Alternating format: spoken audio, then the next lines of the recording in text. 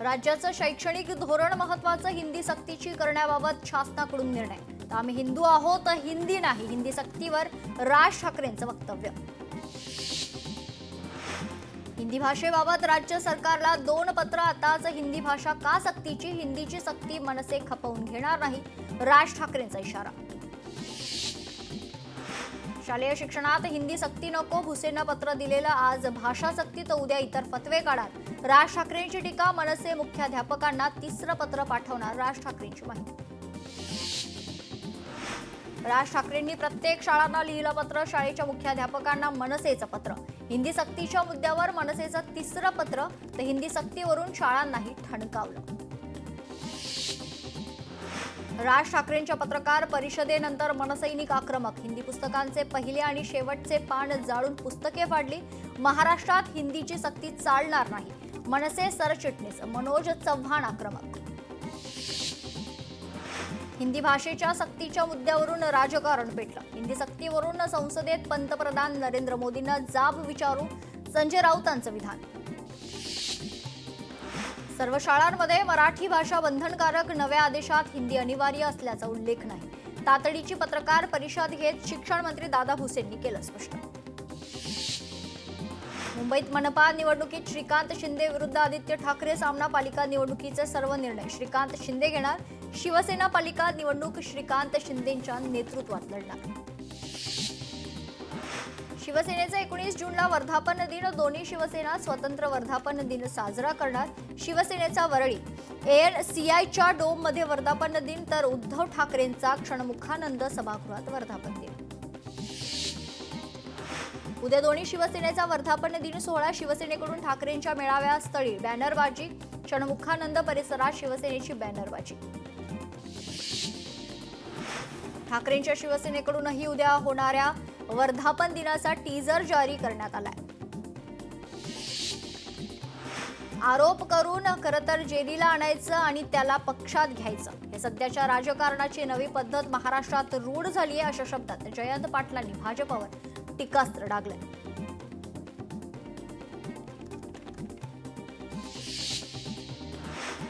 राज ठाकरेंच्या पत्रकार परिषदेनंतर मुंबईत मनसैनिक आक्रमक. हिंदी पुस्तक विक्री करणाऱ्या दुकानांमध्ये तोडफोड. हिंदी भाषेची पुस्तके विक्रीसाठी ठेवू नये, मनसैनिकांनी दुकानदारांना दिली ताकीद.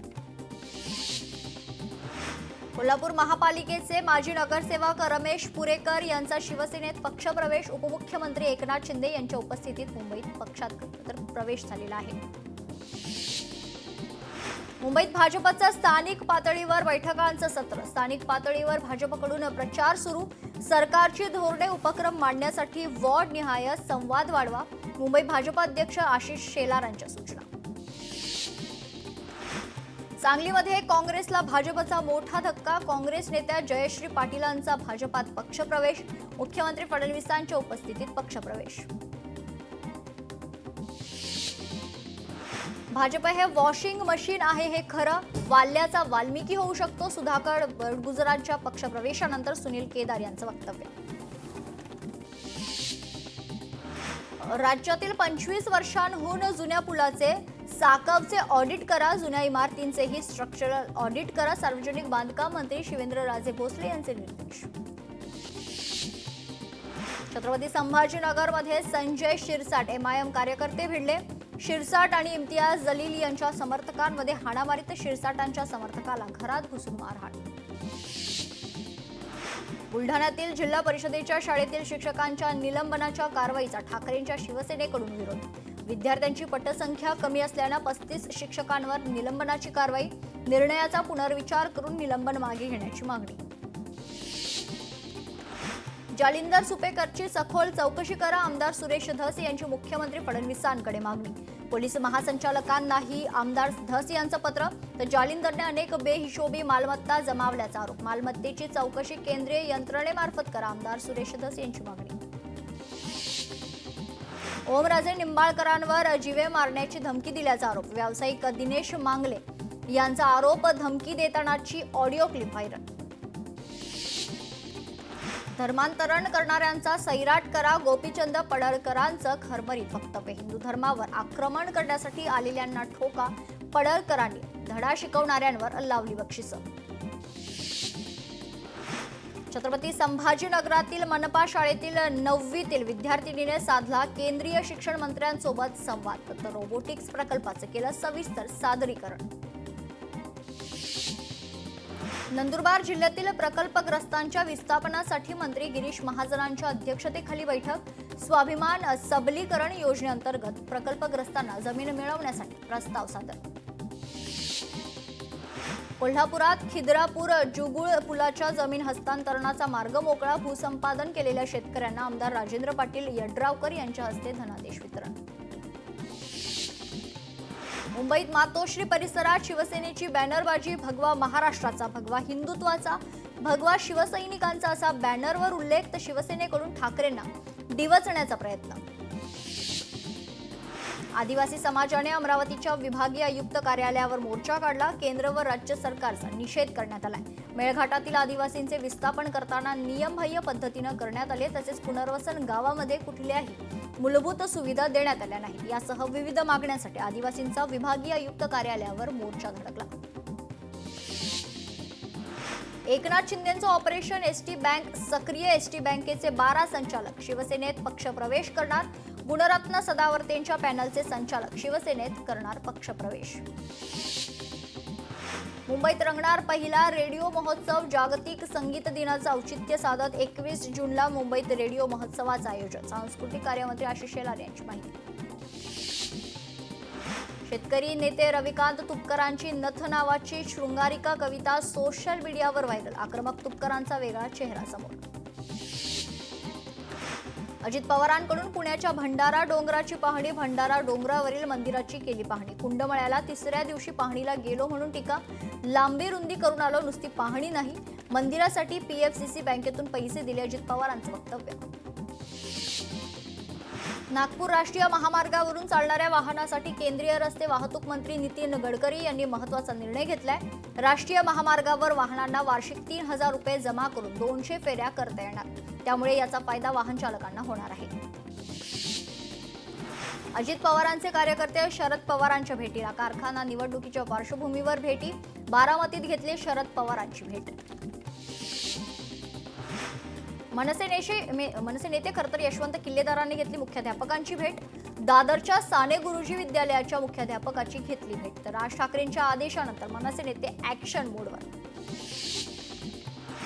मनसेने केली हिंदी सक्तीच्या जीआरची होळी. उल्हासनगरमधील मनसैनिक आक्रमक. ठाणे ग्रामीण जिल्हा काँग्रेस पक्षाच्या पदाधिकाऱ्यांसह ब्लॉक निहाय आढावा बैठक पार. येणाऱ्या स्थानिक स्वराज्य संस्थांच्या निवडणुकीत काँग्रेस पक्षाची काय रणनीती राहील याचे चिंतन करण्यासाठी या बैठकीचं आयोजन.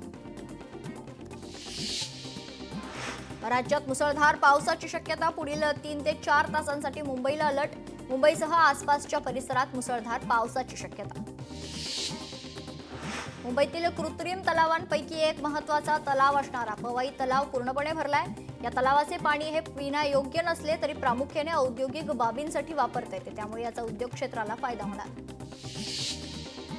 वसई विरार शहरात मुसळधार पाऊस. मुख्य रस्ते पाण्याखाली गेल्यानं वाहतुकीवर परिणाम. मुंबईसह उपनगरात जोरदार पाऊस. दुपारी 4:57 समुद्रात 4.2 मीटर उंच लाटा उसळतील. हवामान विभागाचा अंदाज. सिंधुदुर्गात अतिवृष्टीमुळे नारूर येथील कॉजवे गेला वाहून. विद्यार्थ्यांचा शाळेकडे जाणारा मार्ग बंद. पर्यायी मार्ग नसल्याने नागरिकांची गैरसोय. कोकणात पावसाची विश्रांती. शेती कामांना वेग. शेतकऱ्यांमध्ये आनंदाचं वातावरण. हिंगोलीत 2 दिवसांपासून पावसाची उघडीप. खोळंबलेल्या पेरणीला पुन्हा एकदा सुरुवात. पालघर तालुक्यात वादळी वाऱ्यासह मुसळधार पाऊस. पावसामुळे दांडी गावातील 29 घरांचं मोठं नुकसान. ठाकरेंच्या शिवसेनेकडून नुकसानग्रस्त कुटुंबांना पत्र्यांचं वाटप. कोकणात पावसाचा जोर कायम. साताऱ्यातील औंध येथे सर्वाधिक 148 मिलीमीटर पावसाची नोंद. रत्नागिरीत संगमेश्वर येथे पावसाचा जोर कमी. गेल्या 20 तासांपासून संगमेश्वर बाजारपेठेत साचलेलं पाणी कमी. रत्नागिरीत अतिवृष्टी सदृश्य पावसामुळे गड नदीला पूर आलाय. सिंधुदुर्गच्या आंबडगाव येथील पर्यायी रस्ताच पावसामुळे वाहून गेलाय. नागरिकांची मोठी गैरसोय. पुण्यात पावसानं जून महिन्याची सरासरी क्षमता ओलांडली. पुण्यात खरं तर जून महिन्यात कालपर्यंत 175.8 मिलीमीटर पावसाची नोंद. साताऱ्यात पश्चिम घाटात पहाटेपासूनच पावसाचा जोर. पावसामुळे अनेक रस्ते वाहून गेल्याने अनेक गावांचा संपर्क तुटला. पश्चिम महाराष्ट्र आणि कोकणला जोडणारा मार्ग 2 ठिकाणी वाहून गेल्याने वाहतूक विस्कळीत. छत्रपती संभाजीनगरमध्ये शहरासह ग्रामीण भागात पावसाला सुरुवात. सकाळपासूनच पावसाचे वातावरण निर्माण झाले असता आगामी 2 दिवस पाऊस पडेल असा हवामान विभागानं अंदाज वर्तवलाय.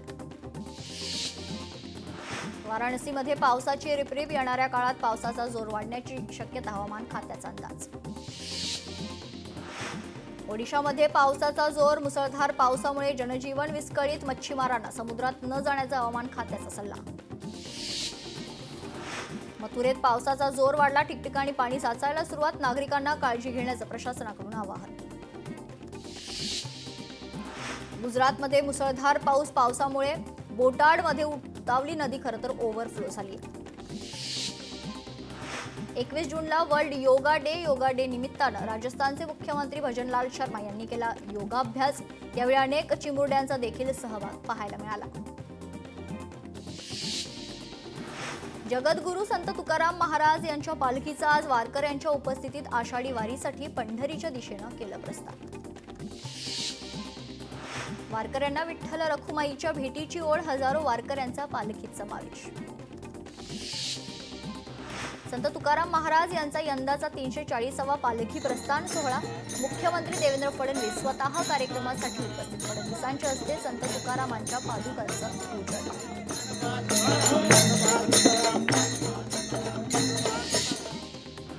शिळा मंदिराच्या समोर वारकऱ्यांनी फुगडी खेळण्याचा आनंद लुटला. यावेळी टाळ मृदुंगाच्या गजरात ज्ञानोबा तुकाराम महाराजांचा गजर. मुख्यमंत्र्यांच्या उपस्थितीत वारकरी करणार भक्तियोग. 21 जूनला जागतिक योग दिनी पुण्यात रंगणार भक्तियोग. फडणवीस अजित पवार योग दिनात सहभागी होणार. पैठणमधील पालखी सोहळ्यातील अडचणी दूर होणार. पालखी मार्गांचं अपूर्ण काम मार्गी लावण्यासाठी प्रयत्न. खासदार संदीपान भुमरे यांचं आश्वासन. वाशिममध्ये कामरगाव येथे सायकल वारीचं जल्लोषात स्वागत. सायकल वारीमध्ये 38 सायकल स्वारांसह 5 महिला सायकल स्वारांचाही समावेश. आषाढी यात्रेसाठी पंढरपूरला जाणाऱ्या पालखी आणि दिंड्यांना 20,000 रुपये अनुदान. सरकारची घोषणा. तर मानाच्या पालख्यांमध्ये नाव नोंदणी केलेल्या पालख्यांनी दिंडीचा सक्षम पुरावा पुणे विभागीय आयुक्तांकडे सादर करण्याचं वारकरी साहित्य परिषदेचं आवाहन. संत तुकाराम आणि संत ज्ञानेश्वर यांच्या पालखींचे प्रस्थान झाल्यापासून दररोज वारीच्या अनुषंगानं कॅलिग्राफीतून अभंगाच्या ओळी साकारणार. अक्षर गणेशकार संदीप डाकवे कॅलिग्राफीतून साकारणार अक्षरवारी.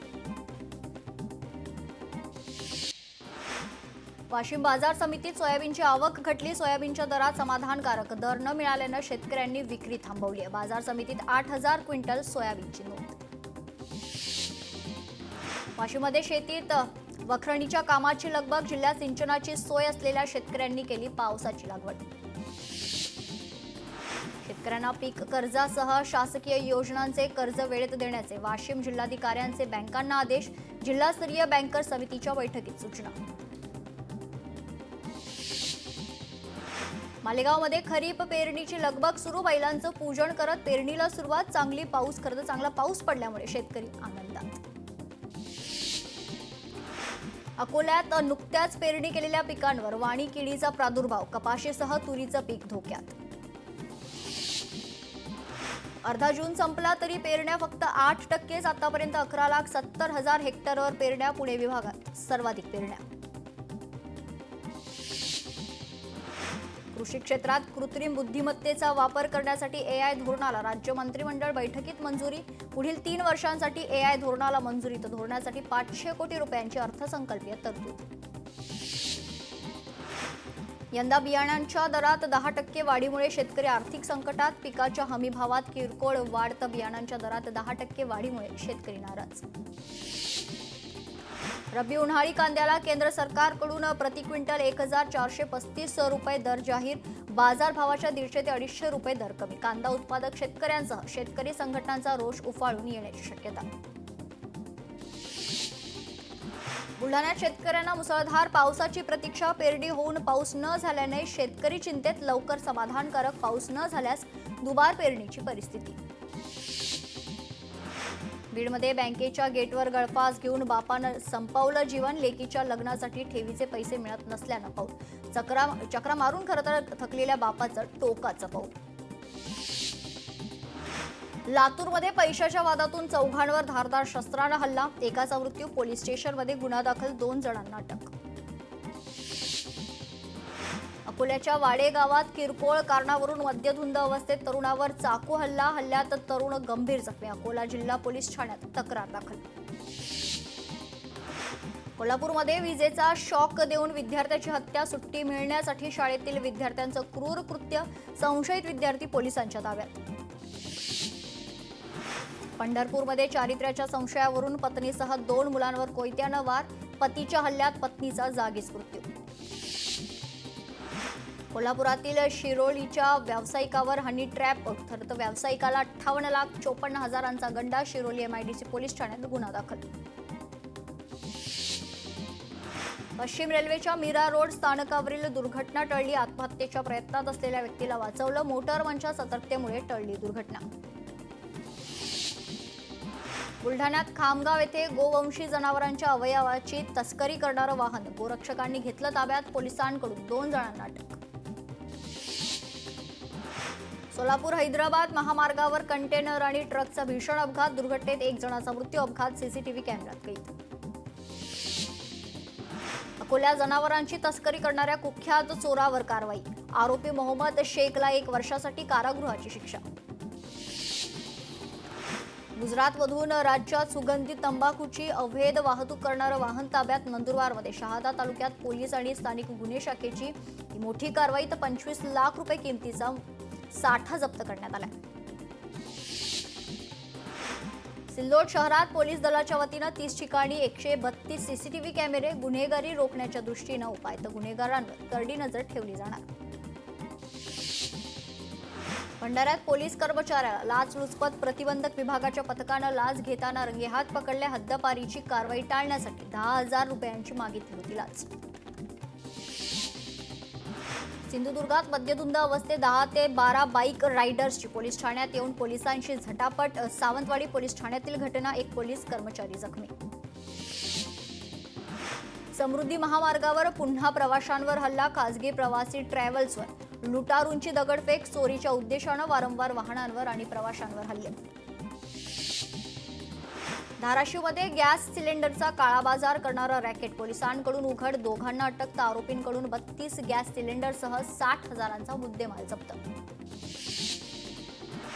नागपूरच्या वाईन शॉपमध्ये चोरी. आरोपी पोलिसांच्या अटकेत. चोरीची घटना सीसीटीव्हीमध्ये कैद.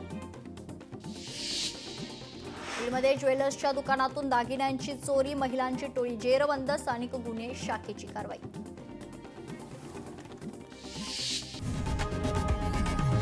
लोकशाही मराठी ऐका, पहा, जागरूक रहा.